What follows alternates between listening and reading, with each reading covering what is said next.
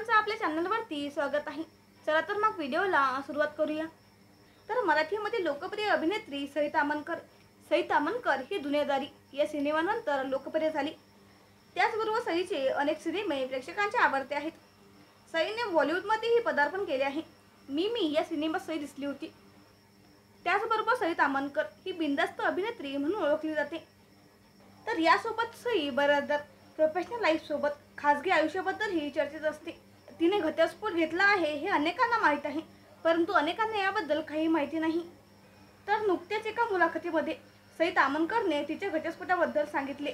यावेळी तिने एक्स पतीबद्दल आताही संपर्कात असल्याचं सांगितलं आहे। तर सई ताम्हणकरने 2013 साली व्हिज्युअल आर्टिस्ट अमय गोसावीसोबत लग्न केले, पण हे लग्न फार काळ टिकू शकले नाही। याचं कारण सईने सांगितलं नाही। तर 2015 साली सई ताम्हणकर आणि अमय गोसावी कायदेशीररित्या वेगळे झाले। घटस्फोटानंतर त्या दोघांनी चक्क पार्टी केली। हे ऐकून अनेकांना धक्का बसला। तर कोर्टातील अनुभव सांगताना सई म्हणाले की कोर्टात नाव पुकारलं जातं तेव्हा बाजारात आल्यासारखं वाटतं।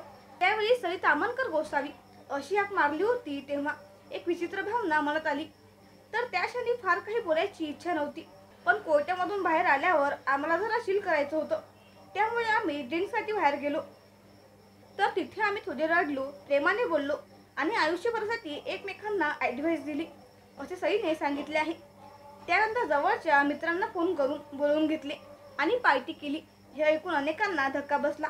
तर सई ताम्हणकर तिच्या एक्स पती अमय गोसावीच्या अजूनही संपर्कात आहे असं ती सांगते।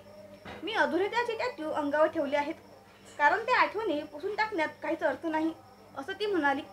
तर सई ताम्हणकरच्या कामाबद्दल सांगायचं झालं तर ती आता लवकरच इम्रान हाशमीसोबत ग्राउंड झिरो या सिनेमात दिसणार आहे। हा चित्रपट 25 एप्रिलला रिलीज होणार आहे। तर तुम्हाला सई ताम्हणकर हिचा अभिनय आणि ही अभिनेत्री आवडते का, हे कमेंट सेक्शनमध्ये नक्की सांगा।